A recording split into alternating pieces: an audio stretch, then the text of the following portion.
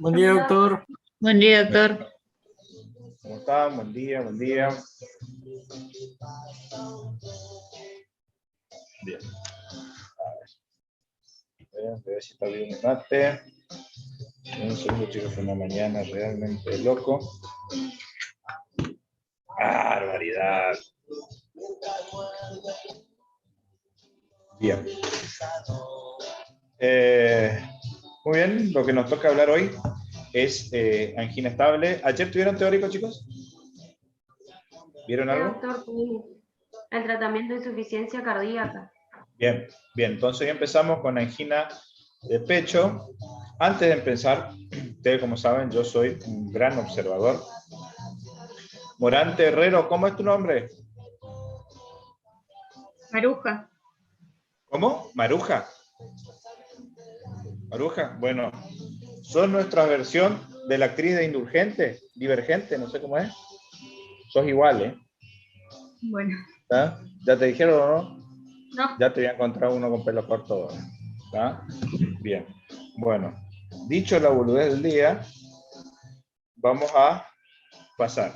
Como los que estuvieron conmigo en terapéutica, la clase va a ser aproximadamente la misma. Obviamente los objetivos terapéuticos son los mismos, los conceptos son los mismos, pero sí lo que quiero hablar más por ahí son sobre el estudio o cómo abordar un paciente con dolor de pecho.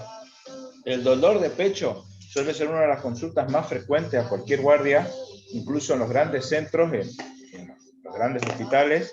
En Europa se está tratando de instalar mucho, está la unidad de dolor, se llama, ¿tá? O sea que hay médicos cardiólogos o médicos clínicos especialistas en dolor que se dedican solo a evaluar los dolores de pecho, ¿tá? Para descartar si son de origen coronario o no.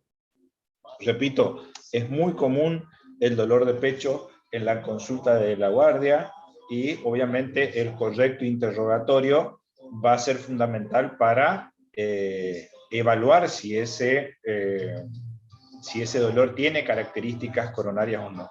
Esto obviamente después la práctica, hay cosas que los libros no te enseñan y solo con la práctica uno empieza a aprender viendo cositas finas del electrocardiograma, o por ahí pacientes que tienen muchos factores de riesgo o son de alto riesgo cardiovascular, entonces eso hace que uno termine pidiendo estudios complementarios para hacer el diagnóstico de la enfermedad coronaria, obviamente. Vamos a hablar sobre las indicaciones y los métodos de diagnóstico y obviamente el tratamiento farmacológico, que es fundamental en esto. Está repasando más o menos lo que ya vimos en terapéutica. A ver, permiso. Bien, abro la diapo. Y acá vamos a hablar. Síndrome coronario sí es uno de los temas más importantes en la era de cardiología, obviamente, ya que es una de las patologías no solo más graves, sino también de las más frecuentes. ¿Estamos? Como habíamos dicho, la angina es aquel dolor precordial típico y característico. Ahora vamos a ver ese concepto, donde se clasifica en, de acuerdo a la modalidad evolutiva, perdón, en angina estable y angina inestable. Nosotros hoy particularmente vamos a hablar de la angina estable. Después se tocará el tema de la angina inestable, que está dentro del síndrome coronario, y esa angina inestable puede ser reciente comienzo, progresiva o refractaria, y la angina post-IAM también es una entidad muy importante, pero esto ya dentro del síndrome coronario. Nosotros nos vamos a abocar principalmente a la angina estable. ¿Estamos? Por definición es aquella angina que tiene el dolor típico y característico. Ahora vamos a ver a qué nos referimos con eso, que no ha cambiado estas características en clase funcional, intensidad y duración, o factores desencadenantes en al menos 3 meses. Generalmente estos pacientes se educan muy bien, conocen su enfermedad y evolucionan. A esto me refería cuando hablamos de un dolor típico y característico y la localización de ese dolor. Obviamente, eso va a hacer que si tiene esta característica, va a ser una angina típica o definida, aquella que clínicamente ya tiene alta probabilidad pretest O sea, antes de hacer cualquier test ya tiene alta probabilidad de que sea una angina por lesión coronaria. Aquella atípica o probable, cuando no termina de cerrar el concepto de la misma, esto es más común en las mujeres. La angina y la mujer es todo un tema en cardiología, sigue siendo un tema muy debatido, ya que la mujer suele tener mayor presentaciones atípicas de los dolores coronarios, ¿estamos? Y después está el dolor torácico, obviamente, no cardíaco, ¿está? O no característica. Las principales características del dolor anginoso es que generalmente se refiere como opresivo. Si uno ve los libros viejos de semiología o los libros viejos de medicina interna, vemos la imagen del paciente con las manos en el pecho, ¿tá? Que siente como una opresión o como una garra o como algo pesado en el pecho, como un ahogo, siente como que está atragantado el paciente, perdón, ¿tá? Y la localización más frecuente es la retroesternal, pero a su vez puede presentarse en la base del cuello, en la región interescapular, o en el dorso, o en el hombro izquierdo. Ya vamos a hablar de eso, ¿está? Muy bien. En cuanto a las características de la angina, obviamente siempre hay que interrogar sobre las circunstancias de presentación, qué estaba haciendo el paciente cuando apareció, la duración del episodio, los factores que desencadenan o que agravan el dolor, cuántos episodios tuvo el paciente en el transcurso de las últimas horas, de la última semana, la relación de los mecanismos fisiopatológicos, como ya vamos a ver las probables anginas vasoespásticas o la angina de origen aterosclerótico, si es la primera vez que aparece la angina, ¿tá? Una angina que aparece más sobre la noche, etcétera, etcétera, etcétera. ¿Estamos? Incluso las cantidades de dolores anginosos son importantes, ya que en la clasificación de TIBI del síndrome coronario, como ya van a ver seguramente en la próxima clase, la cantidad de dolor que presentaron en las últimas 24 horas es un factor que lo hace a la angina de alto riesgo clínico. ¿Estamos? Y obviamente, como yo les decía, está aquellos factores de riesgo que puede llegar a presentar el paciente, que lo hacen un paciente con alta probabilidad pretest para hacer que sea, digamos, un dolor de pecho típico. Fíjense en cuanto a la localización del dolor, generalmente la región retroesternal es la más común, pero también puede estar en la región epigástrica, en la región del hemitórax izquierdo, en el hombro, en el brazo o en la región interescapular. ¿Vamos? El dolor de abdomen superior, ¿tá? Todos aquellos pacientes, sobre todo pacientes con alto riesgo, paciente tabaquista, dislipidémico, diabético, con dolor epigástrico, hay que hacer un electrocardiograma. Chicos, yo no sé si ustedes se acuerdan que hace poco yo les conté un paciente que tuvo un dolor epigástrico con náuseas y vómitos. El paciente, como muy común por ahí en los pueblos chicos, se hizo vencer, fue a la curandera para hacer un empacho y vino a los 3 días con un infarto evolucionado de la cara inferior. La cara inferior o el infarto del ventrículo derecho es muy común que dé dolor en la región epigástrica. ¿Estamos? Obviamente la aterosclerosis sigue siendo la causa más importante de la angina de pecho, y generalmente se dice que como podemos ver la evolución acá de la obstrucción de la luz vascular, generalmente se necesita al menos un 50% de oclusión para que el paciente desencadene la clínica o el dolor típico. Esto también va a depender del tiempo en el cual se instaura la placa de ateroma. Si esta placa se va instaurando en forma crónica y lenta, le da tiempo al miocardio a adaptarse a esa isquemia crónica. Muchas veces hace circulación colateral, ¿tá? Que mejora la oxigenación distal a la obstrucción, y eso se llama preacondicionamiento isquémico. Ese concepto es fundamental, chicos, ¿tá? Ya que por eso que en los pacientes jóvenes que tienen infarto agudo de miocardio, generalmente es de peor pronóstico porque ese miocardio no tuvo ese preacondicionamiento isquémico previo, por lo tanto la lesión suele ser peor, ¿tá? Es muy común en los pacientes añosos que tienen angina en forma crónica, que el paciente muchas veces no le da importancia a ese dolor de pecho, ya que por ahí su actividad diaria no requiere de mayor esfuerzo, ¿tá? Como lo puede ser, por ejemplo, un camionero, un paciente que trabaja en una oficina, es un paciente que está mucho tiempo quieto, sentado, y su actividad física no requiere, perdón, su trabajo diario, su día a diario no requiere de mayor actividad física, estos pacientes suelen hacer angina en forma crónica. Esto permite que el miocardio se adapte a esa isquemia, incluso formando circulación colateral y preacondicionando al miocardio que el día que presente el infarto el paciente suele tolerar un poquitito más y tiene un poquitito de mejor pronóstico. Obviamente el mecanismo se da por un desequilibrio entre la oferta y la demanda de oxígeno. Si bien la enfermedad aterosclerótica o la obstrucción de la arteria coronaria es más del 95% de los casos la causa de la angina, esto se suele dar también en otras patologías como por ejemplo las anemias severas, ¿está? Donde la disminución del aporte de oxígeno, ¿está? Produce la isquemia. Yo he tenido muchos pacientes añosos por ahí que tenían cuadros de hemorragia digestiva alta o baja, sobre todo aquellos que tienen hemorragia oculta. Sí. Sí. Le pregunto, yo tengo un compañero que tendrá 21 años, pero es obeso y él es camionero. Y él camina un poco y ya empieza con dolor de pecho. ¿Será eso es angina o la misma obesidad? Y además muy fuma, joven. toma. Sí, bueno, tiene todos los males también.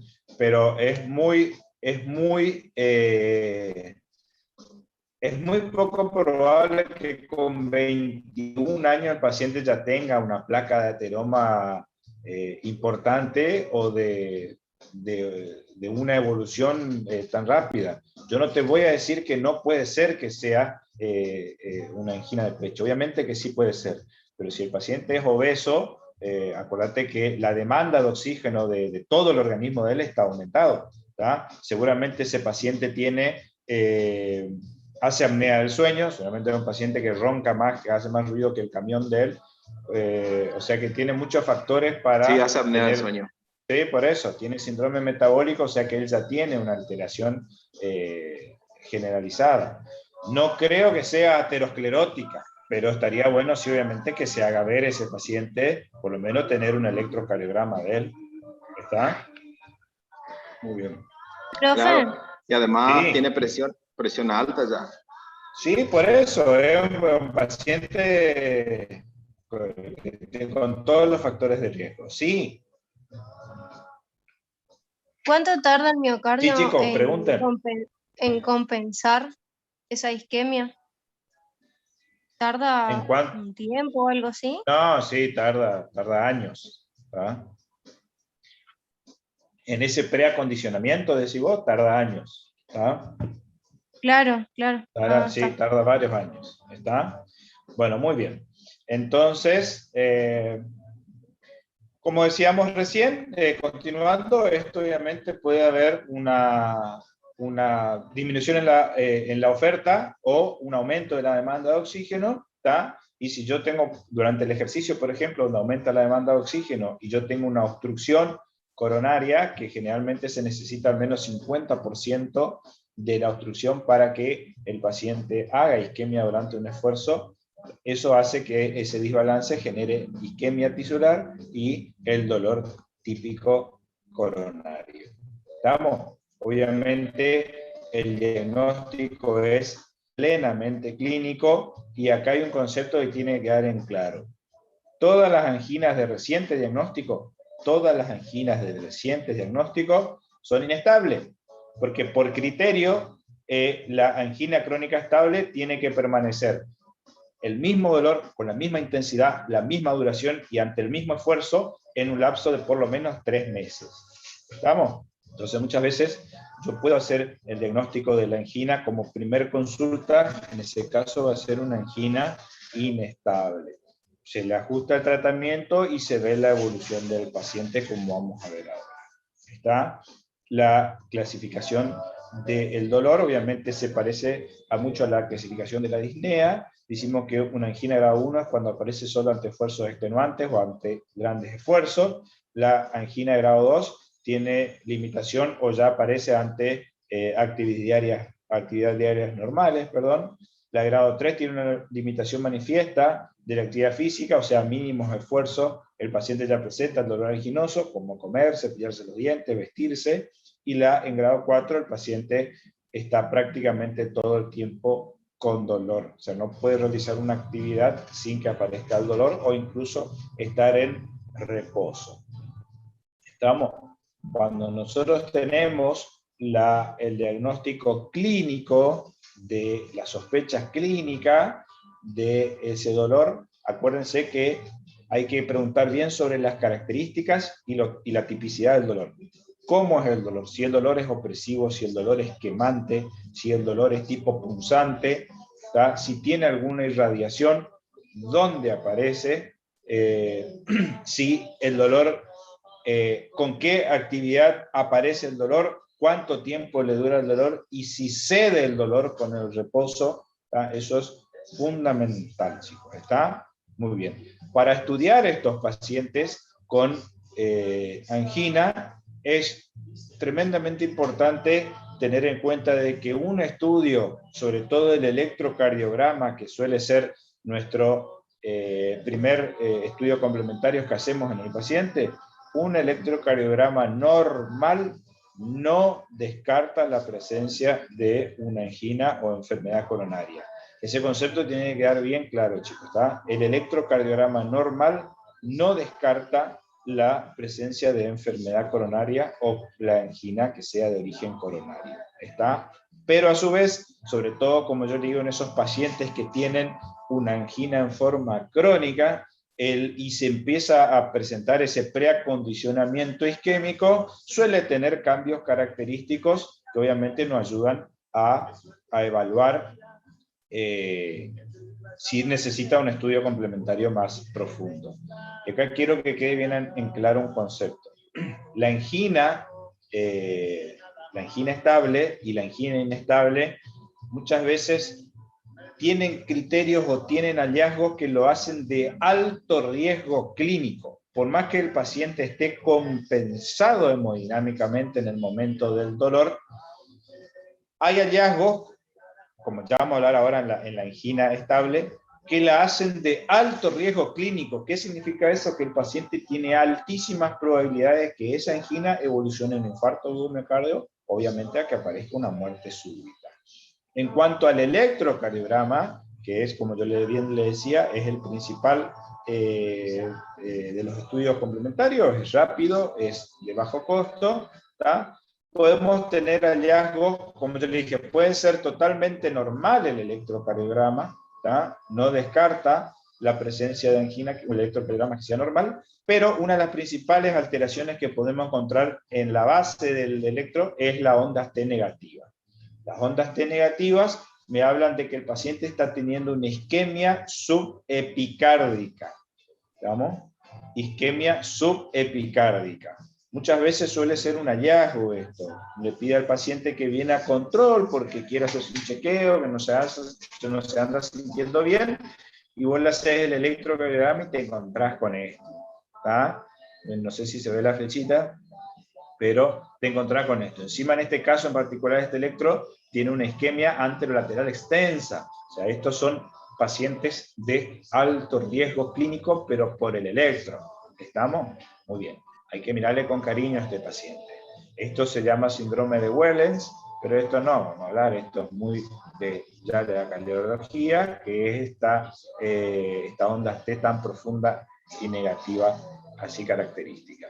Yo me olvidé de poner acá, chicos, les pido disculpas, recién me estoy dando cuenta, que también puedo ver al electrocardiograma ondas T simétricas y positivas. Acuérdense que las ondas T son asimétricas, chicos, tienen un ascenso rápido y un descenso lento. Si la onda T se vuelve simétrica y positiva, eso es signo de isquemia subendocárdica. ¿Estamos? En este caso, la onda T negativa es isquemia subepicárdica. ¿Estamos? O sea, que si yo tengo un paciente con el dolor anginoso, sí. Disculpa, ¿en qué derivación miro la T negativa para decir que es un infarto subepicárdico? No, la onda T no me indica infarto, la onda T me indica isquemia. Isquemia. ¿Dónde miro? Y yo miro en todas las derivaciones. Como ya van a ver después, perdonen, eso lo hubiese aclarado ya de entrada. Todas las alteraciones de la onda T y del segmento ST o de la onda Q, o sea, todos aquellos hallazgos que me indiquen isquemia, lesión o necrosis, sí o sí tiene que estar en al menos 2 derivaciones o más que miren una misma cara. ¿Se entiende? Por ejemplo, la cara inferior está compuesta por las derivaciones de 2, de 3 y ABF. Esas 3 derivaciones miran la cara inferior. Si yo tengo onda T negativa solo en D3 y no tengo en D2 y ABF, eso no me indica nada. Eso no es indicativo de isquemia por trastornos primarios. Eso puede ser tranquilamente por la posición del corazón del paciente o el sexo también. Por ejemplo, es muy común en los pacientes jóvenes o en las mujeres que la onda T sea negativa en B1, pero solo en B1. ¿Estamos? Si yo tengo solo en una derivación, esas alteraciones no me representan isquemia. Para que sea isquemia, tiene que aparecer en 2 o más derivaciones que miren una misma cara. Sí, dígame. Ahí en D3 son simétricas, digamos, las ondas T. Si es solamente No, no es simétrica en simétrica. D3, igual pues. No es simétrica. No es simétrica. Porque fíjate que tiene un ascenso rápido y mira cómo desciende la onda T. Acá termina la onda T. Esto no es simétrica. Si yo parto en la mitad acá, como justo está en esta línea acá, esta mitad no es igual a esta mitad. Por lo tanto, no es simétrica la onda T. ¿Se entiende o no? No sé quién me preguntó. ¿Fogaza? ¿Vos fuiste? Claro, sí, sí. Pero si llega a ser simétrica, profe, aunque se vea en una sola derivación, ¿ya significaría patología o tiene que estar en más de una? No, tiene que estar en 2 o más derivaciones que miren una misma cara. Si aparece solo en una derivación, no es patológico. ¿Se entiende? Igual ahí se ve negativo en B1, B2, B3 y B4, que es anteroceptal, ¿puede ser? Anteroceptal, exactamente, pero por eso son más de 2 derivaciones que miran una misma cara. ¿Se entiende o no? Sí. ¿Sí? ¿Está? Muy bien. Por ahí, obviamente yo voy muy rápido con electro, asumiendo que por ahí ya habían visto esto en electro, pero claro, recién estamos empezando con las cardiopatías isquémicas, chicos. ¿Está? Vamos a tener nuestra clase de repaso y vamos a aprender ciertos tips que yo siempre les enseño a ustedes para mirar bien un electrocardiograma. ¿Está? No sé quién me preguntó recién, pero fíjense que la onda T está negativa en B1, B2, B3, B4 y B5 tiene una onda T isodifásica, o sea, tiene la primera porción positiva y la segunda porción negativa. ¿Está? ¿Se ve bien acá? Perdón, chicos. Esto me está hablando de que esta T se está empezando a cambiar. ¿Estamos? Una electro de alto riesgo clínico. Este paciente debe ser estudiado en forma rápida. ¿Estamos, chicos? ¿Quedó claro ese concepto o no? ¿Sí?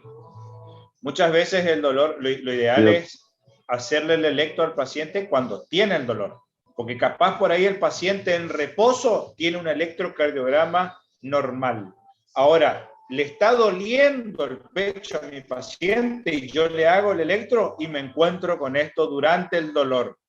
Le digo al paciente que él haga reposo o le pongo un nitrito sublingual para tratar de parar o sea, vasodilatar la coronaria, mejora la irrigación coronaria y esto revierte totalmente. ¿Se entiende, chicos? Eso se llama cambio dinámico del electrocardiograma. Cuando cambia en forma... Por eso, a eso iba. Entonces, muchas veces el paciente viene a la consulta, dice que sintió el dolor de pecho, pero nosotros le hacemos el electrocardiograma y está normal. Entonces, tengo 2 opciones. O puedo estimular, o sea, generar yo el esfuerzo físico, haciéndole una prueba de esfuerzo, una ergometría, como vamos a ver ahora, o le coloco un holter y le digo al paciente que haga su vida diaria. ¿Estamos? Y después, obviamente, evalúo el holter. ¿Está? Muy bien el concepto, no sé quién me dijo ahí. Obviamente también puedo encontrar como hallazgo patológico en el electrocardiograma el infradesnivel. Fíjense, en este caso tengo infradesnivel en la cara inferior de 2, de 3 y ABF, ahí está. ¿Está? Muy bien. Y este otro paciente, fíjense, en la cara anterolateral, infradesnivel del segmento ST. ¿Vamos? Esto es intradolor, chicos. Le está doliendo, le hago el electro y encuentro esto. El paciente para de su actividad o se le da un nitrito sublingual, cede el dolor y esto revierte totalmente. ¿Estamos? Tiene cambios dinámicos del electrocardiograma, eso lo hace una angina estable, pero de alto riesgo clínico, porque está teniendo cambios dinámicos. Ahora vamos a ver cómo se estudia a estos pacientes. Obviamente, otra cosa que puede tener el paciente es el supradesnivel del segmento CT. ¿Estamos? Que esas son las anginas con mayor riesgo clínico todavía. O sea, el paciente durante el dolor haga supradesnivel del segmento CT. O durante unas pruebas de esfuerzo que yo le pido, pero el paciente venía con dolor y yo le hago de base, el paciente tiene electrocardiograma normal, me hace el supra. Fíjense acá, tengo D2, D3 y ABF. Y está empezando en B5 y B6. O sea, una isquemia de qué caras? Inferolateral, puede ser. Inferolateral. Inferolateral alta, más específicamente. ¿Estamos, chicos? Bien. Perdón, chicos. Seguimos. ¿Estamos? Bien. Entonces, estos son todos los hallazgos que puedo encontrar en el electrocardiograma. Repito, un electrocardiograma basal normal no me descarta que la angina sea, o sea, no descarto que sea enfermedad coronaria. ¿Está? Puede ser tranquilamente. ¿Está? Entonces yo puedo pedirle al paciente una ergometría. La ergometría es una prueba en la que se puede hacer con la cinta o la bicicleta. Yo personalmente utilizo la bicicleta, que por ahí es más cómodo para los pacientes añosos. Y lo que se hace es hacerle hacer el ejercicio al paciente para tratar de desencadenar tres cosas. O el dolor, o cambios en el electrocardiograma, o cambios en el comportamiento de la presión arterial. Son esas tres cosas que se evalúan en la ergometría, chicos. ¿Tá? Repito, cambios en el electrocardiograma, cambios en, o sea, que presente clínica al paciente del dolor, que generalmente viene asociado con cambios electrocardiográficos, o modificación o alteración en la presión arterial. ¿Qué significa eso? Normalmente cuando hacemos una actividad física, la presión arterial sube, acompaña a la actividad física, ¿tá? Y esa subida es en forma paulatina. Si yo tengo un paciente que está aumentando de forma paulatina y de una escala a otra de peso, la presión empieza a bajar, eso es de mal pronóstico sugestivo de enfermedad cardíaca y coronaria. ¿Estamos? ¿Cuáles son las indicaciones de la ergometría? O sea, ¿en qué pacientes yo pido ergometría? En aquellos pacientes que tienen probabilidad pre-test intermedia o alta para enfermedad coronaria. ¿Cuál era eso? En los pacientes que tienen dolor precordial típico, característico, como veníamos diciendo recién. El protocolo que viene por estándar, todo el mundo utiliza, es el protocolo de Bruce, ¿tá? Y el Bruce modificado. ¿Tá? Eso no importa, es en cómo se va cargando el peso y cada cuántos minutos se controla. Generalmente cada 3 minutos se le va aumentando el peso al paciente y se va evaluando el electrocardiograma. Como vemos acá, el paciente está constantemente conectado a un electrocardiograma y en cada etapa se le controla la presión arterial para ver cómo responde. ¿Estamos? Eso obviamente va a depender de la capacidad física que tenga mi paciente, de la tolerancia al ejercicio que tenga mi paciente y que no tenga ninguna alteración como física. Hay pacientes que, aunque parezca raro, no saben andar en bicicleta, por lo tanto el ciclo ergómetro no podemos pasar, no podemos usar, o pacientes que tengan alteraciones para caminar, entonces la cinta no podemos utilizar. ¿Tá? Después vamos a ver que hay ergometrías que se hacen con drogas, se llama ecoestrés, como vamos a ver ahora. También está indicado en los pacientes con dolor precordial, con enfermedad para diagnosticar enfermedad coronaria, pero que tengan baja probabilidad pretest. Aquellos pacientes que presentó un dolor, por ahí que es medio atípico, y el electrocardiograma es normal, pero él refiere que ante cierto esfuerzo físico le aparece el dolor. Entonces se le pide la ergometría. Ahora, ¿en quién está contraindicado? Como bien decimos acá, la contraindicación absoluta, pero fíjense, en aquellos pacientes que tengan un electrocardiograma basal alterado, por ejemplo, que tenga un bloqueo de rama izquierda, en esos pacientes está contraindicado la ergometría. Pacientes portadores de marcapaso, ahora vamos a ver cómo estudiamos a estos pacientes. En la angina inestable de alto riesgo, ¿tá?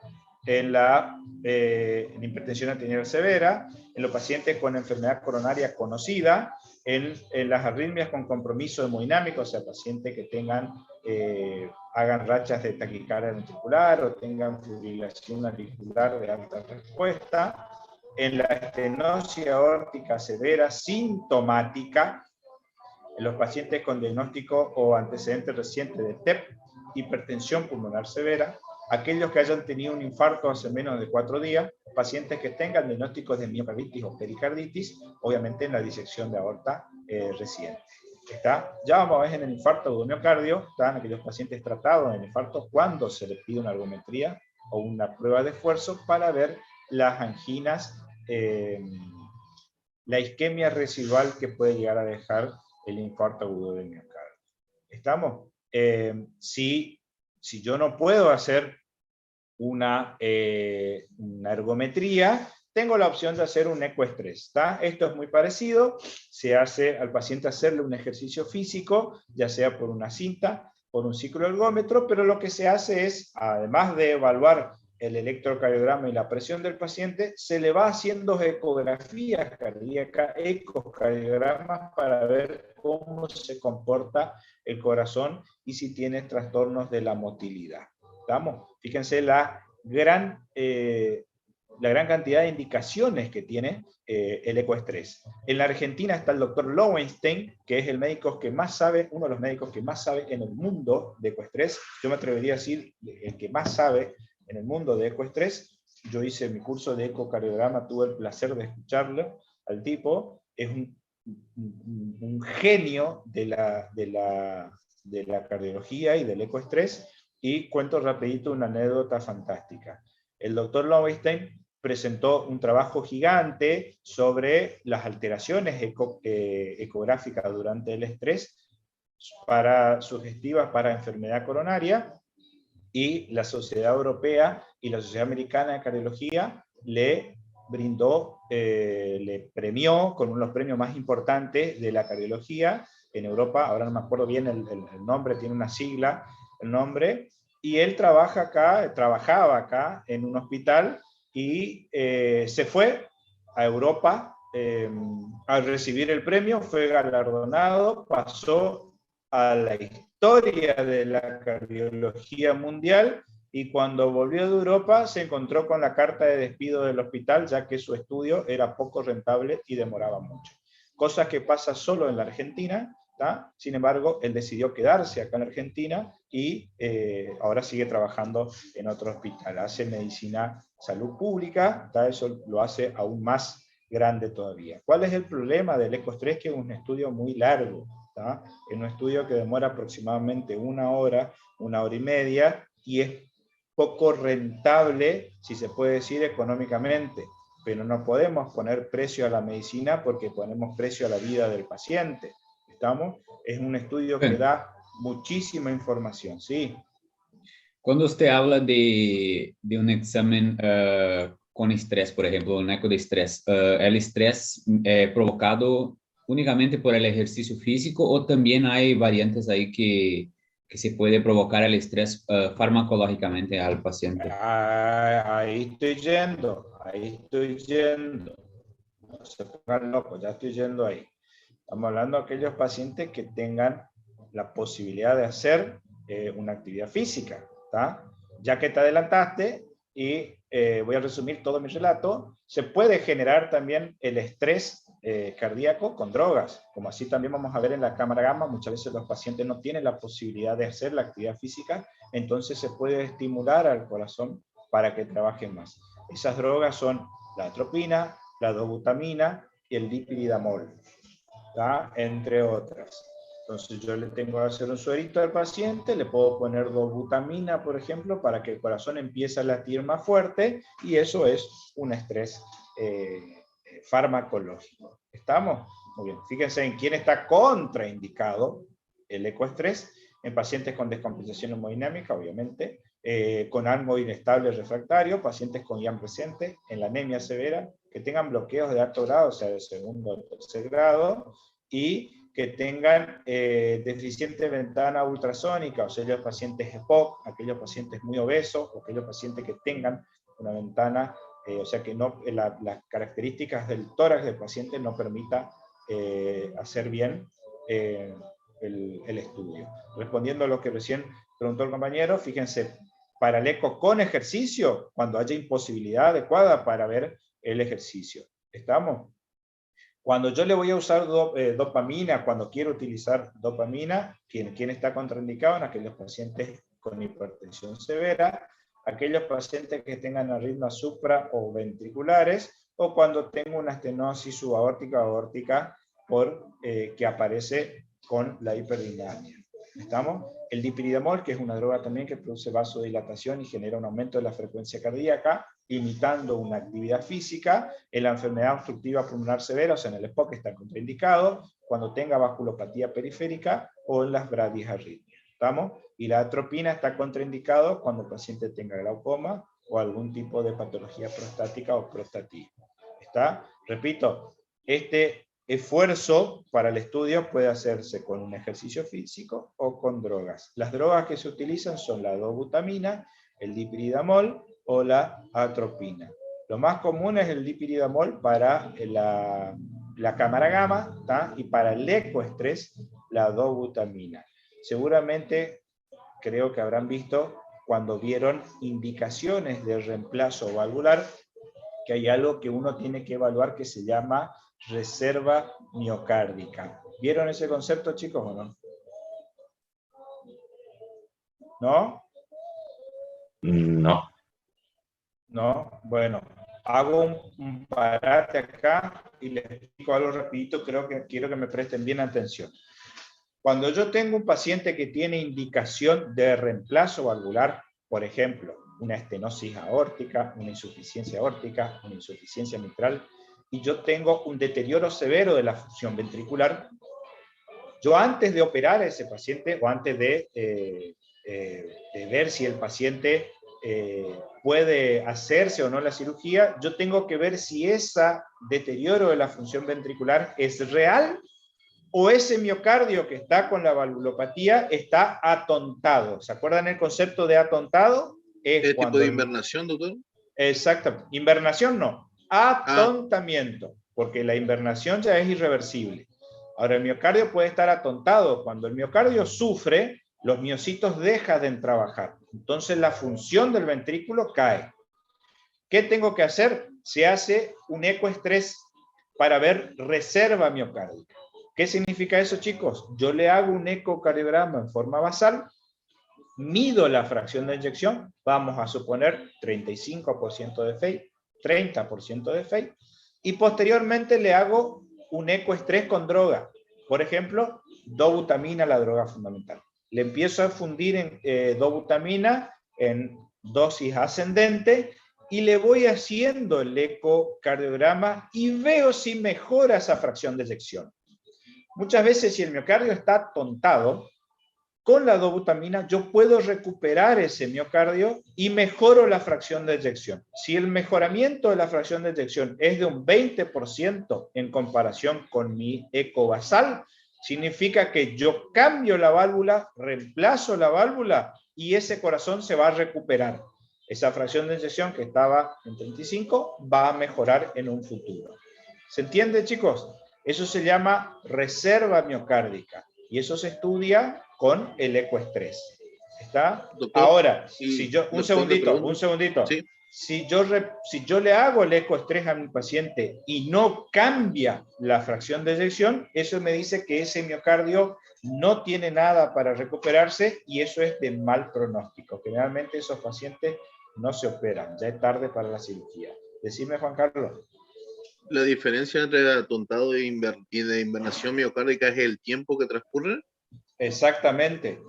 Y ya en el invernado ya hay cambios estructurales dentro de la célula y hacen que esas células, una vez que pasan a hibernación, si bien están vivas, no se recuperan más. ¿Queda claro? Entonces nosotros tenemos que tratar de actuar antes de que la célula que está tontada se vuelva invernada. ¿Se entendió ese concepto, chicos? Está fundamental en cardiología. Es más, yo personalmente tuve fisiología con el doctor Graziani. No sé, creo que nadie de acá los que estuvieron, pero por ahí lo conocen al doctor Graziani. Es un anatomopatólogo que trabaja en el Hospital de San Tomé. Fue uno de mis mejores profesores. Era realmente un placer escucharlo al doctor Graziani. Y él, el día que me explicó el concepto en fisiología, el día que me explicó el concepto de atontamiento e invernación, fue el día que yo decidí hacerme cardiólogo. ¿Tá? Hoy estoy arrepentido, pero hubiese hecho cirugía, o anestesiología. Pero en ese momento yo decidí hacerme cardiólogo. Es un concepto generalmente, pero gigante. Obviamente acá estamos hablando así por arriba, ¿tá? Hay mucho para leer de eso, ¿tá? Así que aquellos que les guste la cardiología, que creo que a nadie de los que están acá, pero bueno, a algún loco, puede seguir el concepto. ¿Estamos? Continúo. Profe, la reserva miocárdica es lo mismo que decir viabilidad miocárdica. No. La viabilidad es qué cantidad de músculo está vivo, ¿tá? O sea, está vivo y está funcionando. Eso es viabilidad miocárdica. ¿Está? Bueno, continúo. Fíjense, esto es un ejemplo de un equipo total para ecoestrés. ¿Estamos? Fíjense que acá tenemos una cinta. En este caso se puede hacer con cinta. Acuérdense, tengo una bomba de infusión acá, porque puede hacer por drogas. ¿Estamos? Y el ecocardiograma para evaluar al paciente. ¿Estamos? Acá no se ve, pero siempre para hacer este tipo de estudios tengo que tener un carro de paro por las dudas, porque los pacientes pueden hacer arritmias malignas y muerte súbita. ¿Vieron el caso del jugador de fútbol que hace poquitito hizo una muerte súbita que lo llegaron a revertir? Se hizo los estudios electrofisiológicos, el paciente encontró que tiene una canalopatía, un síndrome de QT se llama, y va a ser implantado un cardiodifurador implantable. Ya vamos a ver cuando veamos taquicardia, ventriculares, etc. Profe. Sí.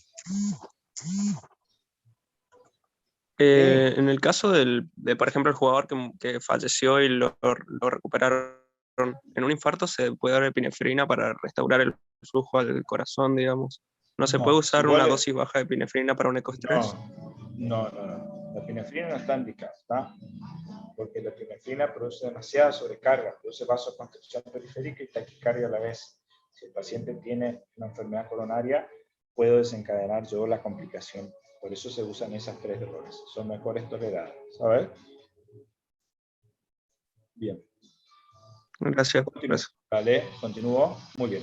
Esto es una cámara gamma, chicos, que es un estudio de, ¿cómo es que se dice? Es una resonancia en la que nosotros evaluamos el paciente, se le hace hacer una actividad física o se le inyecta drogas para imitar una actividad física y se le hace una resonancia del corazón, ¿estamos? Donde hace los cortes típicos del corazón, y posteriormente se le hace en reposo, ¿tá? Es un estudio que se le hace bajo estrés y en reposo. Y se compara las imágenes estando en estrés y en reposo. ¿Estamos? Para evaluar la presencia de isquemia coronaria. ¿En quién está indicado la cámara gamma? En aquellos pacientes que no puedan hacerse una ergometría, en aquellos pacientes que no puedan hacerse un ecoestrés, en aquellos pacientes que la ergometría no es concluyente, o en aquellos pacientes que el ecoestrés no es concluyente, en aquellos pacientes que tengan un bloqueo de rama izquierda de base, el estudio preferencial es la cámara gamma. ¿Estamos? Entonces, yo puedo hacer esto. Generalmente al paciente se le hace una prueba de esfuerzo, se le inyecta el material de contraste, posteriormente se espera un 40 minutos o se suele citarlo al paciente al otro día y se le hace la nueva cámara gamma en reposo y se compara ¿cómo se llama? Un estudio con otro. Lo que podemos ver bien en anaranjado acá es el miocardio que captó el contraste, que es el magnesio 99, ¿tá? Un contraste radioactivo, ¿estamos? Y abajo lo mismo. Suelo ver que generalmente durante la actividad física puedo presentar la presencia de isquemia, ¿tá? Y es muy sugestivo, chicos, este es un estudio muy específico para la isquemia cardíaca, sobre todo en aquellos pacientes que tengan de base un bloqueo de rama izquierda. ¿Estamos, chicos? Y obviamente el estudio final para ver la anatomía coronaria es la cinecoronariografía. ¿Estamos? El cateterismo está indicado en todos aquellos pacientes con sospecha de enfermedad coronaria. Esto puede hacerse obviamente en forma aguda, como lo es en el síndrome coronario, o en la angina crónica estable se puede programar en forma ambulatoria y con tiempo tranquilo. Cuando yo hago una coronariografía, yo veo la anatomía, tengo tres opciones. Que el paciente tenga una lesión única y que se pueda revascularizar con la colocación de un stent, o que tenga varias lesiones coronarias o una lesión importante a nivel del tronco de la coronaria que va a requerir la cirugía de revascularización miocárdica, o puede pasar que el paciente tenga lesiones coronarias muy periféricas y que son no revascularizables.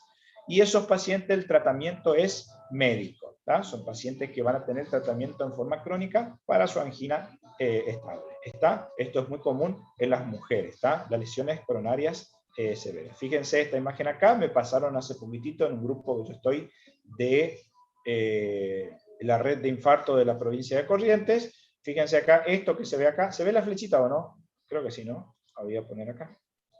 Fíjense, este es el tronco de la coronaria izquierda, ¿estamos? Esta es la arteria circunfleja, donde acá está totalmente ocluida, ¿está? Y esta es la arteria descendente anterior. Fíjense la obstrucción de la porción proximal de la arteria descendente anterior. ¿Estamos? Este es un paciente que tiene doble vaso, y ustedes me dirán, bueno, pero acá se ve la arteria circunfleja, se ve la oclusión 100%, y posteriormente se ve un poquitito la circunfleja. Este es el típico ejemplo del paciente que tenía la angina crónica, ¿tá? Y logró hacer circulación colateral al lecho distal a la obstrucción, ¿tá? Por eso cuando se inyecta el contraste, por circulación colateral, tiñe el resto de la arteria. ¿Estamos? Este paciente tuvo un preacondicionamiento isquémico, ¿está? ¿Se entendió la imagen, chicos? Muy Profe, bien. Sí. ¿puede repetir lo de... estaba en una lesión coronaria al stent, después muchas, digamos, muchas lesiones coronarias, una muy importante y las no revascularizables. Ajá. ¿Qué Así querés que era. repita? Así era, sí, así. Y ¿Ah? ahí que no al stent. Y no, hay lesiones o múltiples lesiones donde se vio que tiene mejor pronóstico la cirugía de revascularización que la colocación del stent. ¿Está?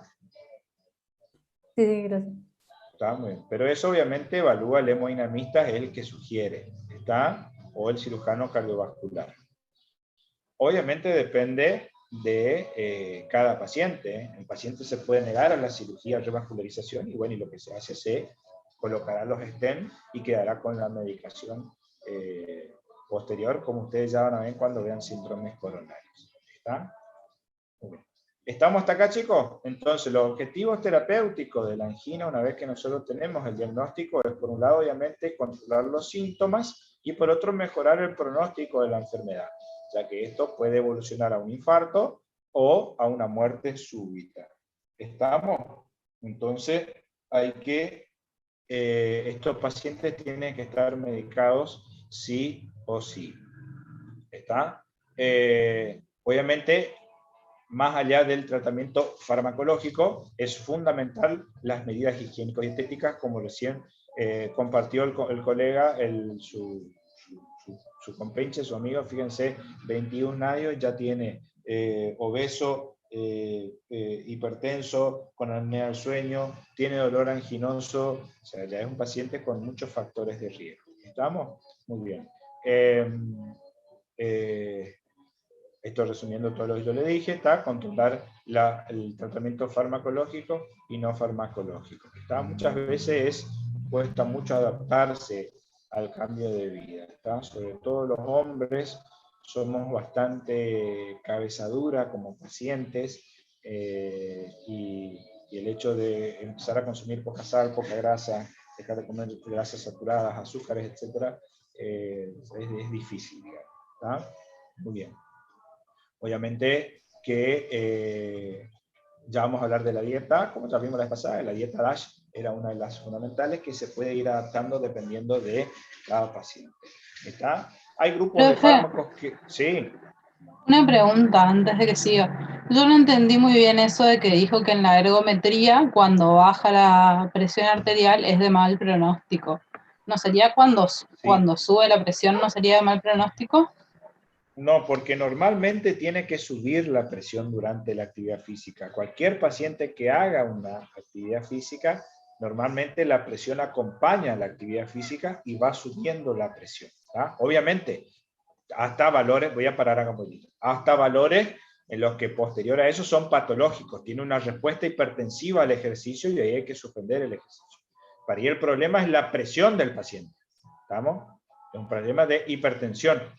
Ahora, si empieza a bajar la presión durante la actividad física, significa que el miocardio, el ventrículo, empieza a claudicar ante el esfuerzo físico, ¿tá? Entonces me está hablando de que algo está pasando en el ventrículo, algo está pasando en el corazón.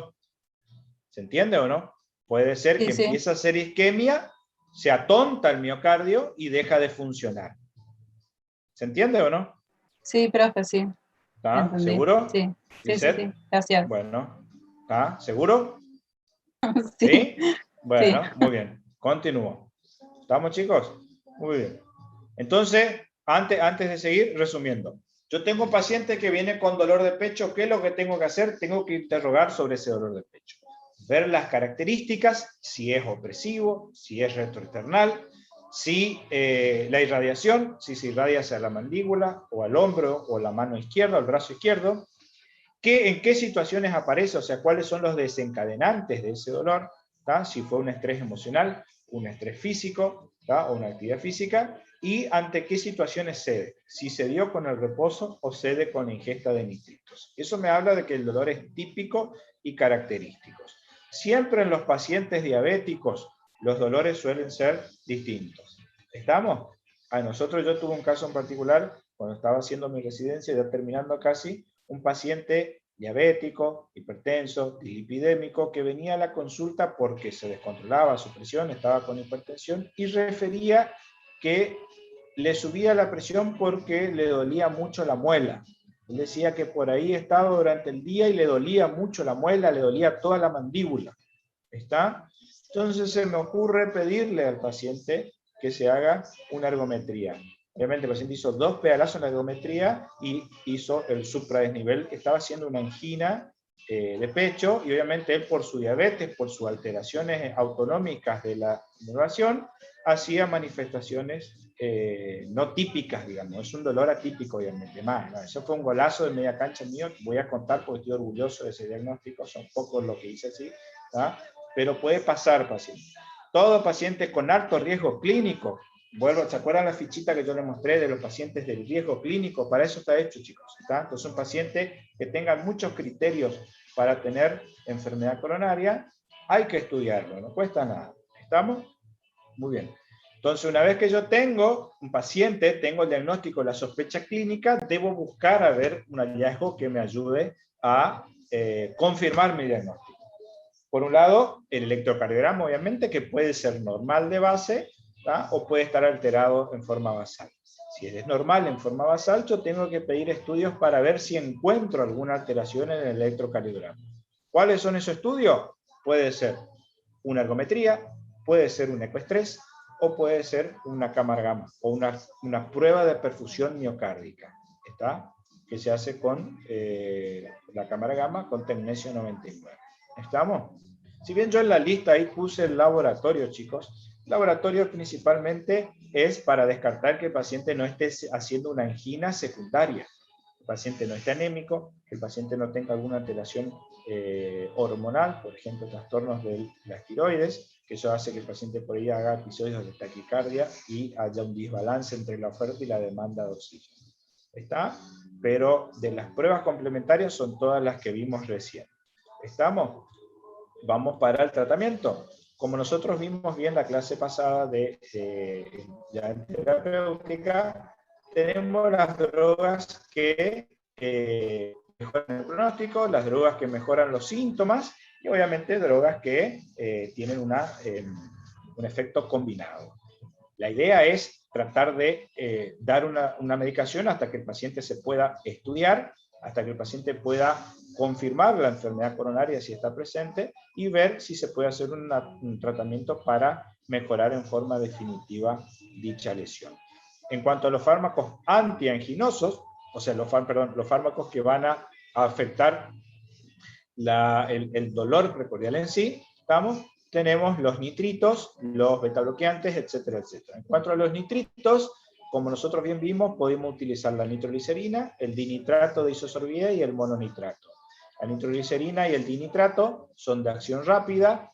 La nitroglicerina, acuérdense, había en presentaciones por vía endovenosa, había en forma de parches, había en forma de spray sublingual, ¿tá? Y esto genera una vasodilatación coronaria, ¿tá? Produce una vasodilatación coronaria. El dinitrato isosorbide, el que nosotros utilizamos, es el por vía sublingual. Tiene un efecto rapidísimo, entonces cuando yo tengo la sospecha de que un paciente tiene un dolor precordial típico o característico, puede venir a la consulta, siempre tenemos que tener a mano, además yo tengo ahí en mi estuche, ahora está lejos mi estuche, tengo siempre una tabletita de dinitrato, ya que lo ideal sería tener a mano para hacerle por vía sublingual. Siempre que puedo y que el paciente tolere, es hacerle el electro durante el dolor. ¿Ah? Entonces yo puedo ver las alteraciones si ya está presentando a nivel del electrocardiograma. ¿Estamos? Los nitratos en general lo que producen aumenta el óxido nítrico a nivel endovascular, favoreciendo la vasodilatación coronaria principalmente. Estamos mejorando el flujo. Acuérdense que la obstrucción coronaria, yo puedo tener una obstrucción coronaria del 50% para arriba para dar manifestaciones clínicas, y durante la isquemia que produzca, la coronaria se puede contraer y hace un espasmo coronario, ¿está? Obstruyendo el 100% de la luz momentáneamente y presentando los síntomas del paciente. Entonces, con los nitritos yo me aseguro que disminuya el espasmo o vasodilate la coronaria. Estamos, fíjense acá, la nitroglicerina, como dijimos, intravenosa sublingual o en parches, generalmente se la deja la intravenosa para el tratamiento de la angina inestable. El dinitrato sublingual es el que más utilizamos nosotros, tiene un actuar muy rápido, digamos, ¿tá? A los 5 minutos de ingerido ya empieza a actuar. Y el mononitrato se utiliza para el tratamiento crónico de la angina inestable. Aquellos pacientes que ya tienen una angina estable, o sea, se estabilizó su angina, se le puede dar el tratamiento crónico, ya vamos a ver ahora. ¿Estamos? Los principales efectos adversos de los nitratos, obviamente, es la cefalea, lejos, es el principal efecto adverso, que no cede fácilmente con analgésicos comunes. Está contraindicado en las miocardiopatías, la estenosis aórtica, y no debe indicarse en los pacientes que hayan ingerido sildenafil. Entonces hay que hacer un correcto interrogatorio cuando el paciente venga a la guardia, si él no estuvo ingiriendo sildenafil, si no estuvo de fiestita antes, que esto es una consulta muy común. Yo tengo muchos pacientes que consultan así. ¿Estamos? Muy bien. En cuanto a los beta-bloqueantes, son las drogas fundamentales y de primera línea para el tratamiento antianginoso, y esto se debe a que disminuye la descarga vagal, mejorando la diástole del ventrículo, y acuérdense que el ventrículo se oxigena mejor en diástole. Entonces, al mejorar la diástole, mejora la oxigenación cardíaca. Son drogas que demostraron una verdadera mejoría tanto en la clínica como para evitar complicaciones a futuro. ¿Estamos? Generalmente, estos pacientes que tienen o que requieran beta bloqueante, yo tengo que evaluar de que el paciente no tenga contraindicaciones para lo mismo, como son los pacientes con bradiarritmias o bradicardias, los pacientes asmáticos, ¿tá? Y hay muchos estudios, chicos, que demostraron el beneficio o la mejoría en cuanto a la mortalidad y la aparición de complicaciones cardiovasculares, ¿tá? Y acuérdense, como siempre hablamos de beta bloqueantes, chicos, hay que titular los beta bloqueantes, chicos, ¿tá? Se empieza con la dosis mínima del beta bloqueante hasta encontrar o llegar a la dosis deseada, que ¿cuándo es la dosis deseada de un beta bloqueante? Cuando el paciente está beta bloqueado. ¿Qué significa eso, chicos? Cuando en reposo tiene una frecuencia cardíaca menor o igual a 60 latidos por minuto. ¿Tá? Entonces yo voy a ir aumentando la dosis en forma paulatina hasta llegar a que el paciente esté beta bloqueado. ¿Cuándo yo digo que está beta bloqueado? Cuando en reposo tiene una frecuencia cardíaca de 60 o menos. Acá está todos los beta bloqueantes que puedo utilizar, de los cuales el carvedilol, que recién veo que no está acá, pero el carvedilol suele ser el más utilizado, el bisoprolol y el metoprolol. ¿Estamos? Lo vimos también en terapéutica. ¿Estamos, chicos? Muy bien. ¿Cuáles son los efectos adversos que pueden presentar los beta bloqueantes? Obviamente las bradicardias o empeorar los bloqueos auriculoventriculares, puede generar hipotensión y mareo, broncoespasmos, por lo que hay que tener cuidado, está contraindicado en los pacientes asmáticos y una contraindicación relativa en los pacientes con EPOC, ¿tá? Pero generalmente no se utiliza. ¿Estamos? La disfunción eréctil, aunque realmente si me estoy por morir de un infarto, poco me importa cómo me funciona. Los síndromes depresivos. ¿Estamos? Muy bien. Y contraindicado en aquellos pacientes que ya tengan de base un bloqueo AV de segundo o tercer grado, en la hipotensión, en el shock cardiogénico, como dijimos recién, en el asma y en el EPOC, va a estar contraindicado, en los pacientes con síndromes depresivos severos, sobre todo porque suelen interaccionar las drogas antidepresivas con los beta bloqueantes, en la diabetes no controlada, ¿tá? Y en la enfermedad vascular periférica. ¿Está? Yo pondría la disfunción eréctil como una contraindicación relativa, chicos, ¿tá? No es absoluta. ¿Está? Muy bien. Nuestra opción terapéutica a los beta bloqueantes para tratar de disminuir la frecuencia cardíaca son los bloqueantes cálcicos, chicos, ¿está?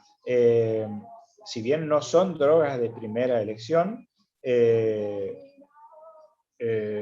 se prefiere primero siempre el beta bloqueante, pero si tengo alguna contraindicación, por ejemplo en un paciente asmático, y bueno, la opción terapéutica que tengo a bajar la frecuencia cardíaca de los pacientes son los bloqueantes cálcicos. Principalmente el verapamilo y el diltiazem. ¿Estamos? Pero a su vez los bloqueantes cálcicos se pueden utilizar para tratar de evitar la angina en caso de que haya vasoespasmo, ¿tá? Ya que los bloqueantes cálcicos hacen que se relaje el músculo liso y evita el espasmo coronario, ¿tá? Como está acá, son de primera línea en la angina vasoespástica. Los efectos adversos, los bloqueantes cálcicos, principalmente de edema mareolar, ¿tá? Da edema en miembros inferiores, que es un edema doloroso, y el paciente se da cuenta bien que empieza a tomar la droga y se le empiezan a hinchar los pies. Sobre todo vienen porque le duelen los pies. ¿Estamos? También puede dar sofocón, estreñimientos y cefaleas. ¿Estamos? Y están contraindicados, fíjense acá, sobre todo el verapamilo y el diltiazem, en casos de que haya bradiarritmias o bloqueos aurículos ventriculares. ¿Estamos, chicos? Muy bien, sí. Los que tienen angina de Prismetal también tienen, o sea, ¿van a tener un tratamiento crónico o solo cuando tienen los síntomas? No, la angina Prismetal es una angina vasoespástica donde los bloqueantes cálcicos suelen adquirir una relevancia importante, digamos. El que ya tiene predisposición al vasoespasmo lo va a seguir teniendo. ¿Está? Hace poco tengo una chica, una rotante de la facultad, me llamó por un dolor peculiar típico, chicos, típico y característico. Se llegó a hacer un electrocardiograma, tenía alteraciones en el electro, con infrainhiber del segmento ICT en la cara anterior, ¿tá? Y yo le sugerí que empiece a tomar un bloqueante cálcico, empezó a tomar amlodipina, y anduvo 10 puntos, chicos. No volvió a sentir dolor. Es una chica joven, tiene 23, 24 años, por lo tanto, lo más probable es que sea vasoespástica. Es muy difícil que sea aterosclerótica esa lesión. ¿Estamos? Fíjense, de todos los bloqueantes cálcicos, el diltiazem y el verapamilo, como les decía yo, son las drogas por ahí más utilizadas, ya que son los que producen bradicardia, pero la amlodipina también se puede utilizar como tratamiento completo de la angina refractaria. Aquellos pacientes que tienen un tratamiento completo y siguen presentando síntomas a pesar de eso se llama angina refractaria, se le puede asociar un bloqueante cálcico, pero no que disminuyan la frecuencia como el verapamilo o el diltiazem, sino el amlodipina. ¿Estamos, chicos? Muy bien. Fíjense, cuando yo prefiero o cuando yo elijo un beta bloqueante versus un bloqueante cálcico, si hay presencia de arritmia o trastornos de la conducción, en la bradicardia sinusal, se prefiere la nifedipina o la amlodipina. En la taquicardia sinusal no producida por insuficiencia cardíaca, obviamente, los beta bloqueantes. En la taquicardia supraventriculares, los beta bloqueantes, o como opción el verapamilo y el diltiazem. ¿Se acuerdan que vimos en el práctico que en las taquicardias paroxísticas supraventriculares se puede utilizar el diltiazem para evitar la recidiva de las taquiarritmias? Los bloqueos auriculoventriculares están contraindicados, los beta bloqueantes o el diltiazem y verapamilo, por lo tanto la amlodipina o nifedipina están indicados. En la fibrilación auricular puedo utilizar cualquiera de los dos, o en las arritmias ventriculares los beta bloqueantes están indicados. Cuando hay disfunción del ventrículo izquierdo e insuficiencia cardíaca, una vez compensado, los beta bloqueantes están indicados, no los bloqueantes cálcicos. ¿Estamos? Y otras enfermedades sistémicas, donde por ellas no son tan relacionadas a la isquemia o la enfermedad aterosclerótica, ¿estamos? Como lo son la hipertensión arterial. Acuérdense que los beta bloqueantes, son los de elección ante que la bloqueantes cálcicos. Muy bien. Hay estudios, digamos, que realmente por ahí nos muestran grandes diferencias sobre el bloqueante cálcico versus beta bloqueante, pero una leve diferencia a favor de los beta bloqueantes. Entonces, como primera línea, cuando yo quiero bajar la frecuencia cardíaca a un paciente con angina crónica estable, las drogas de elección son los beta bloqueantes siempre y cuando no tengan contraindicaciones. ¿Estamos? Muy bien. La ivabradina es una droga que se utiliza para bajar la frecuencia cardíaca, lo que hace inhibe la producción de estímulos a nivel de la célula del nódulo sinusal. Por lo tanto, para utilizar la ivabradina, el paciente tiene que estar en ritmo sinusal. ¿Cuándo yo utilizo la ivabradina? Cuando o el paciente tiene alguna contraindicación para beta bloqueante y bloqueantes cálcicos, o en aquellos pacientes que ya están utilizando beta bloqueante a dosis máximas y no logro controlar la frecuencia cardíaca. Entonces se le pueden asociar a los beta bloqueantes. ¿Estamos? Vienen en dosis de 5 a 7,5 miligramos y se dan cada 12 horas. ¿Está? Y sirve como coadyuvante de los beta bloqueantes para bajar la frecuencia cardíaca. Acuérdense que nuestro objetivo en la angina es que el paciente tenga una frecuencia cardíaca de base de 60 o menos. ¿Estamos, chicos? Fíjense, está el estudio Beautiful, que es el que demuestra el gran beneficio de la ivabradina para evitar mortalidad u hospitalización por infarto en pacientes con angina crónica estable. ¿Estamos? Muy bien. Otras drogas que modifican o disminuyen la frecuencia cardíaca, como la trimetazidina, que es un antiaginoso al disminuir o mejorar la frecuencia cardíaca, y se suele también asociar a los beta bloqueantes. Estas drogas, vuelvo a repetir, son en el caso de que con el beta bloqueante yo no logre bajar la frecuencia cardíaca. ¿Estamos? Y por último, la ranolazina, que es otra droga que se utiliza en el caso de que yo no pueda bajar la frecuencia cardíaca, si bien no genera grandes cambios en cuanto al pronóstico a futuro, se vio que es una muy buena droga para bajar la frecuencia cardíaca. ¿Estamos? Y hay que tener cuidado para no asociarlo con el verapamilo o el diltiazem, ya que empeoran los efectos adversos de los mismos. ¿Tá? De las 3 drogas que hablamos recién, la droga que más se utiliza para el control de la frecuencia cardíaca en asociación con los betabloqueantes es la ivabradina. ¿Estamos, chicos?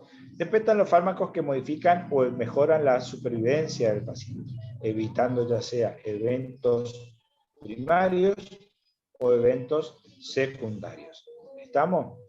Los antiagregantes plaquetarios son de primera línea, siendo la aspirina el mejor de todos, y se vio que la aspirina a baja dosis, o sea, dosis de 75 a 325 miligramos, ya es suficiente para disminuir la tasa de mortalidad o de accidente de placa que pueden evolucionar a un infarto agudo de miocardio. ¿Estamos? Muy bien, la dosis estándar es de 100 miligramos, que tienen la mayoría de los comprimidos, como por ejemplo la aspirina Prevent o la aspirineta. ¿Ah? El ácido acetilsalicílico es recomendación clase 1A, o sea que todo paciente que tenga una angina de pecho típica y característica, sí o sí tiene que recibir una aspirina, chicos. ¿Está?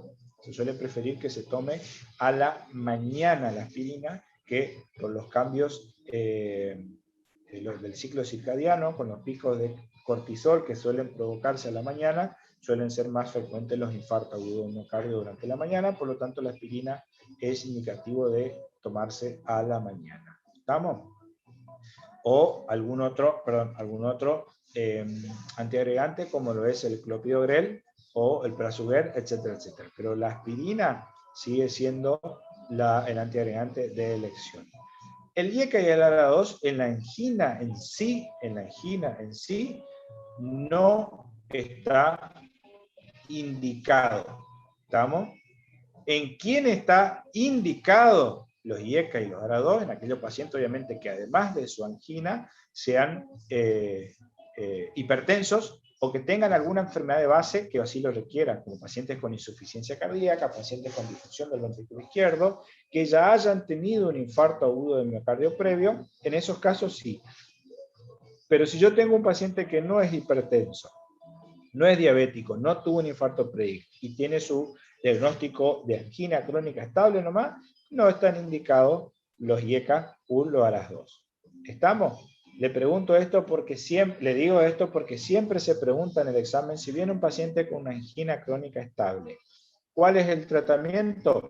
Y ustedes empiezan a decir aspirina, beta bloqueante, nitritos y enalapril o IECA. Y no tiene indicación como tratamiento primario, a menos que esté asociado a estas patologías. ¿Estamos, chicos? Y eso que creo que quiere bien claro, porque el doctor Miguel siempre pregunta, la doctora Sosa también, y suele ser un motivo siempre de confusión. ¿Estamos? Entonces, los IECA y los ARAS2 en la angina crónica estable está indicado cuando tiene estas enfermedades asociadas. ¿Estamos? Hipertensión arterial, insuficiencia cardíaca o ya haya tenido un infarto previo. ¿Estamos, chicos? Muy bien. En cuanto a las estatinas, obviamente los hipolipemiantes son fundamentales a la hora del tratamiento de la cardiopatía isquémica, por un lado para tratar de controlar los factores de riesgo cardiovasculares como lo es la dislipidemia, pero por otro lado también para evitar los accidentes primarios de la placa de ateroma debido a los efectos pleiotrópicos que tiene las estatinas.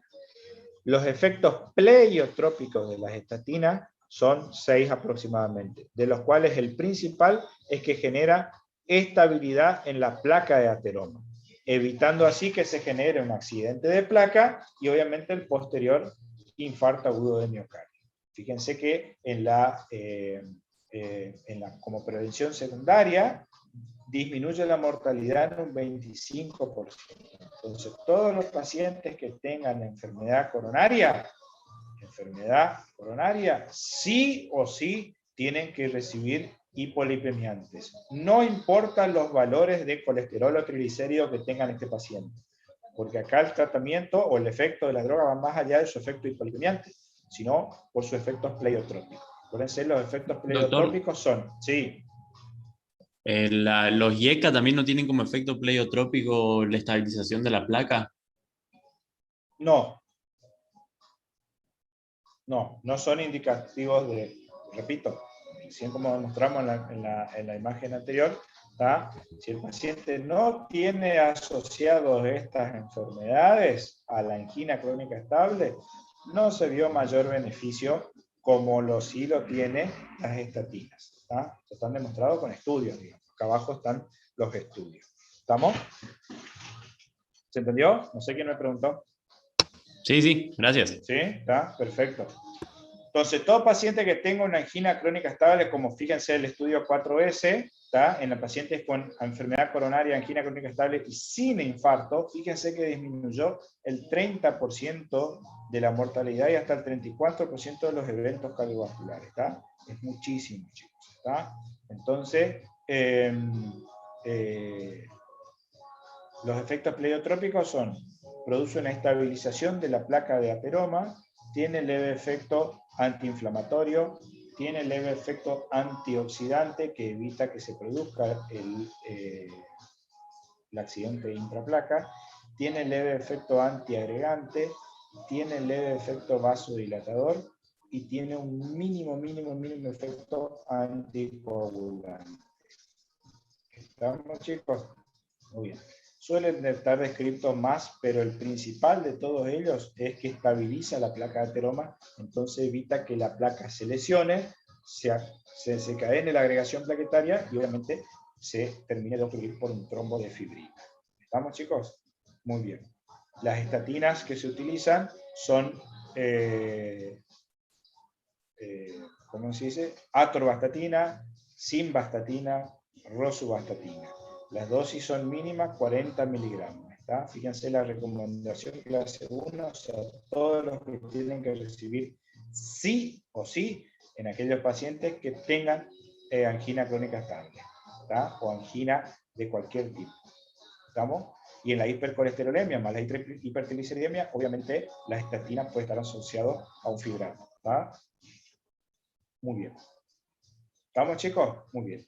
Y después, obviamente, una vez que yo tengo el diagnóstico, yo le puedo hacer el tratamiento a mi paciente y le debo explicar a mi paciente que muchas veces, si él tiene su angina crónica estable, que él sabe que ante cierto esfuerzo físico aparece el dolor, tenemos que decirle al paciente que trate de evitar desencadenar el dolor.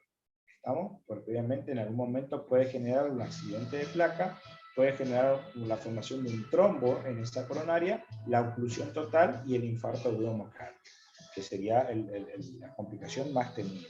¿Estamos? Entonces, si yo tengo cualquiera de estos pacientes con angina crónica estable, ¿estamos? Sí o sí el paciente tiene que estar medicado con una estatina, con un beta bloqueante, con un antiagregante y con un nitrato, ¿tá? O un nitrito. Sí o sí, chicos, todo paciente con angina, no importa sea estable o inestable, el paciente sí o sí debe recibir estatinas, beta bloqueante, antiagregante o nitrato. ¿Estamos? Tienen un nivel de evidencia 1. Eso es, le repito, como yo le decía ayer, creo que era ayer o antes de ayer en la clase de terapéutica, si yo un paciente tiene angina crónica o una angina de pecho y yo no le doy estas drogas, es como que el paciente tenga una neumonía y yo no le dé un antibiótico. Es exactamente lo mismo, chicos. ¿Tá? El tratamiento de la angina de pecho, ya sea estable o inestable, se basa en estas 4 drogas. Estatinas, beta bloqueantes, antiagregantes y nitratos o nitritos. ¿Estamos, chicos? Muy bien.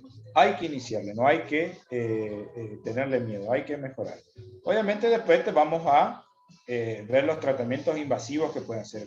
Pueden ser por el cateterismo, la angioplastia. Sí. Entonces, si el paciente tiene una angina de reciente comienzo o progresiva, no se va sin estos 4 fármacos. Obviamente, es la droga para el tratamiento. Son las 4, o sea, el tratamiento de la angina. Sea estable o inestable, sí o sí tiene que recibir estas drogas. ¿Estamos?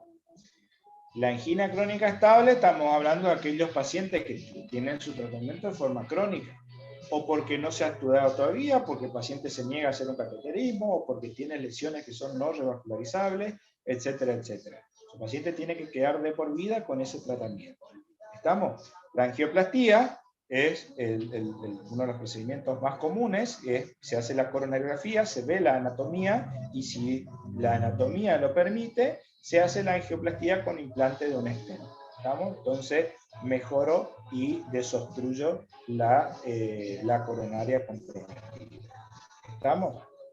Obviamente también dependiendo de cómo son las características de las lesiones o la cantidad de lesiones o la localización de las lesiones, puede hacer la cirugía de revascularización miocárdica.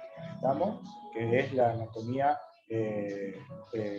coronariana con un puente venoso, o la ortocoronaria, ¿tá? Como lo es la que se utiliza la mamaria interna. ¿Estamos? Se corta la arteria mamaria interna y se le trae en la post-obstrucción. ¿Estamos? No fue descubierto, fue mejorada la técnica por el doctor Favaloro, una de las personas más extraordinarias que existió en todos los tiempos de la medicina. ¿Está? No solo como médico, sino como persona. Una persona que tenía la cabeza muy adelantada. Y para mí es una inspiración el doctor Favaloro, porque yo leí mucho sobre él, leí mucho sobre la biografía de él, y sobre todo fue un tipo que a los 38 años de edad decidió seguir creciendo, mejorar y seguir actualizando. Se fue a Estados Unidos y trajo la técnica que revolucionó la cardiología mundial. ¿Está? Así que a no bajar los brazos, chicos. ¿Está? Hay dos situaciones que me hacen ponerme mucho las pilas, ahora ya lo voy a hablar. Y obviamente, en aquellos pacientes que una... Sí. La Ponsafena no se hace más, no sé, también se... Perdóname, no te entendí. ¿Cómo? La cirugía de la Ponsafena que se habla mucho, no sé si... Sí, claro, sí, también. es el puente venoso. Es el puente venoso. ¿Ah? Generalmente cuando hay múltiples lesiones, vamos a suponer que el paciente tenga una lesión coronaria de la descendente anterior y de la coronaria derecha, se prefiere hacer el puente arterial de la mamaria interna ortocoronario para la descendente anterior, que es una arteria más importante, y se hace el puente con la safena a la coronaria derecha. ¿Está? Pero sí, obviamente se hace, sí. ¿Está? Está indicado. ¿Vamos? Muy bien. Y obviamente la rehabilitación cardiovascular es fundamental, chicos, está preparar y educar al paciente a convivir con su enfermedad. Esto es el conjunto de preparaciones, ya sea físicas, mentales y sociales al paciente, ¿tá? Y que el paciente comprenda su enfermedad, las complicaciones de la misma, ¿está? Y los beneficios de un correcto cuidado. Esto me refiero sobre todo a las medidas no farmacológicas, ¿no? Mejorar su dieta, mejorar su actividad física, mejorar su actividad diaria y mejorar su calidad de vida. ¿Vamos, chicos? Es fundamental, ya sea tanto antes de un evento coronario primario como tratamiento secundario a un evento previo. ¿Estamos, chicos? Muy bien. ¿Quedó claro, doctor? Chicos? Sí. Una consulta. Además de los 4 grupos de fármacos que usted dijo, que se dan en angina estable e inestable, ¿los bloqueantes cálcicos también se suma o ese se da en un paciente contraindicado con beta bloqueante? Claro, son fármacos de segunda línea, así como lo es la ivabradina, como son las otras drogas que hablamos recién. Los 4 fármacos de primera línea son estos que dijimos: beta bloqueantes, estatina, antiagregantes, sobre todo la aspirina, y los nitritos o los nitratos. Esas son las drogas de primera línea. Obviamente, si el paciente tiene distintas contraindicaciones, se van optando por las drogas de segunda línea. ¿Estamos? Gracias. Bien, chicos, eso más o menos es angina crónica estable. Estos pacientes siempre terminan siendo estudiados y si de poder revascularizarse la lesión, se trata de revascularizar. ¿Estamos? A menos que obviamente, como dijimos recién, sí, decime. ¿Qué era el signo de Wellens o el síndrome de Wellens? Porque se me cortó internet y no llegué a escuchar. No, el síndrome de Wellens son aquellas lesiones, cambios electrocardiográficos como vimos en ese electrocardiograma, el ejemplo que vimos recién, ¿tá? Que son sugestivos de una lesión de la descendente anterior en el tercio proximal. ¿Tá? Son cambios de electrocardiogramas que me sugieren a qué altura está obstruida y qué lesión es la que está, qué arteria es la que está lesionada. ¿Está? A eso nomás se refiere. Hay varios síndromes en cuanto a electrocardiográficas. ¿Está? Bueno, gracias. Profe, Vale. Sí. antes cuando usted hablaba de exámenes complementarios laboratoriales, usted no dijo enzimas. ¿Las enzimas como troponina, CKMB, tienen valor diagnóstico solamente en el infarto o también en la angina? No, lo que pasa es que eso dejamos más para la angina inestable. ¿Está? Si yo llego a tener un dolor peculiar típico con cambios en el electro y troponina positiva, eso lo hace una angina de altísimo riesgo. Es un paciente que tiene que ser intervenido en forma aguda, porque está demostrado que tiene cambios en el electro y está teniendo lesión cardíaca por esa enfermedad. O sea que esos pacientes no vamos a tratar acá porque estamos hablando de la angina crónica estable, aquellos pacientes que se pueden tratar en forma o estudiar en forma ambulatoria. La troponina positiva es criterio de internación y de estudiar al paciente cuando antes se pueda, ¿no? Muchas veces se puede optar, por ejemplo, el primer episodio de la angina, a un paciente que tenía una angina crónica estable que se inestabilizó, que cambió la característica del dolor o ante un esfuerzo menor apareció el dolor, yo le hago una troponina positiva, o sea, cambió, eso ya no deja de ser una angina crónica estable y se vuelve inestable esa angina. Yo lo que puedo hacer es internarlo al paciente, se hace tratamiento para la angina inestable, o sea, un síndrome coronario sin supraesnivel del segmento CT, que eso ustedes ya van a ver en la próxima clase, con anticoagulación y nitratos por vía endovenosa, ¿estamos? Y se lo puede estabilizar al paciente y después en forma ambulatoria el paciente se puede estudiar. Pero es un paciente candidato a estudiarse sí o sí. ¿Se entiende, Fogasa? ¿Qué me refiero yo a estudiarse sí o sí? Ese paciente necesita hacerse un cateterismo, porque yo necesito saber cómo está la anatomía coronaria de ese paciente. ¿Queda claro, Antonio? ¿Fogasa? Sí. ¿Sí? ¿Ya está? Perfecto. Muy bien. Como yo les decía hoy, chicos, esto es un tema gigante, gigante, mucho para leer. Principalmente, acá está bien resumido todo angina crónica estable. Estamos, generalmente lo que preguntan son cómo estudio a una angina crónica estable, que son con los métodos complementarios que dijimos recién, el electrocardiograma, el ecoestrés, la ergometría, la cámara gamma y la coronariografía. ¿Estamos, chicos? Las drogas que se utilizan, cuál es el beneficio de cada una. Si yo le pregunto a ustedes, ¿por qué yo utilizo un beta bloqueante? ¿Cuál es el beneficio del beta bloqueante en una angina crónica? Su respuesta debería ser porque los beta bloqueantes disminuyen la frecuencia cardíaca al bloquear el sistema nervioso simpático, mejorando la diástole, y como el corazón es un músculo que se oxigena en diástole, al aumentar el tiempo diastólico, aumenta el tiempo de oxigenación cardíaca. Y a su vez, al disminuir la frecuencia cardíaca, disminuye el consumo miocárdico de oxígeno. ¿Estamos? Espero que así sea su respuesta cuando se le pregunte en el oral. ¿Estamos? Y le digo así, y después ustedes saben que tienen que contestar así, pero a la hora del oral, no sé si son los nervios o qué, dicen cualquier cosa. ¿Está? La respuesta es bien sencilla. ¿Estamos? Como yo les decía recién, Pablo Oro para mí personalmente es una gran fuente de inspiración, chicos, un tipo que a los 38 años de edad cambió la medicina del mundo. Así que ustedes son jóvenes, tienen que meterle pata todavía, falta mucho. Y la otra, los otros personajes de la historia que a mí me inspiran mucho también, son todos los del conjunto Buenavista Social Club. Les recomiendo que miren el documental de Buenavista Social Club, aquellos que les gustan la música centroamericana, ¿está? Es fantástico ese documental, chicos, ¿está? Nos enseña que todos tenemos una segunda oportunidad en la vida y nunca hay que bajar los brazos sin importar la edad que tenemos. ¿Estamos? Así que creería que a partir de mañana seguirán con los síndromes coronarios, angina inestable, infarto sin supra y posteriormente el infarto con supra en nivel de segmento CT. ¿Estamos? Temas gigantes, chicos, ¿eh? Así que, y temas que siempre preguntan, siempre preguntan. ¿Estamos, chicos? Así que, si no hay ninguna duda, vamos dejando por acá, a meterle pata con todo. Saben que estoy a las órdenes siempre que necesiten, ¿tá?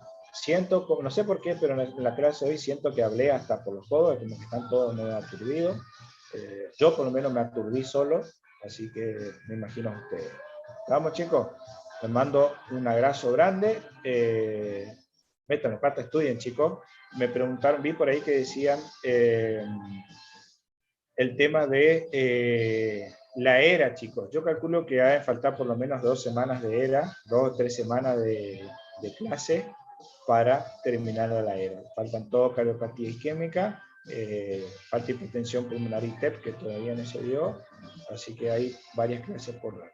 Así que seguramente es para julio, la primera o segunda semana de julio será la ERA. No sé exactamente, no me quiero arriesgar una fecha, pero le voy a preguntar a la doctora Sosa y si ella me confirma, yo le paso. ¿Qué vacaciones, Román? ¿Qué vacaciones? No existe vacaciones. Vos estás de vacaciones en este momento, o sea, cara dura. ¿Está? Viajando en el auto puede estar en clase. ¿Está? Ya quisiera estar de vacaciones. Estamos, Román. Ya hace 2 años que no saco vacaciones, chicos. ¿Está? Pero el sistema de salud no me permite sacar vacaciones. ¿Está? Así que hay veces que veo un paciente y me da ganas de llorar. ¿Vamos? Pero que nos vamos a enfrentar. Sí, por eso. ¿Está? Chisman, vos mientras haga el asado con Neverton, ya te dije que ustedes están perdonados, ¿está? Yo no sé qué es petiño, ¿está? Petiño de corazón, petiño completito, ¿está? Tranquilo, doctor, vamos a hacer sí. Muy bien. Chao, gracias. Chicos, un abrazo grande, chicos. Métanle pata, estudien, y si Dios quiere, vamos a andar más que bien todos, vamos a romper esta racha o esta estadística de la era de cardio que es bastante mala, por así decirlo. ¿Estamos? Así que confío en ustedes y nos vemos en la próxima clase, chicos. Un abrazo grande. ¿Vamos? Hasta luego, profe. Chao, profe. Chao. Muchas gracias, hasta luego. Gracias, chao, chao. Gracias, Doc, hasta luego.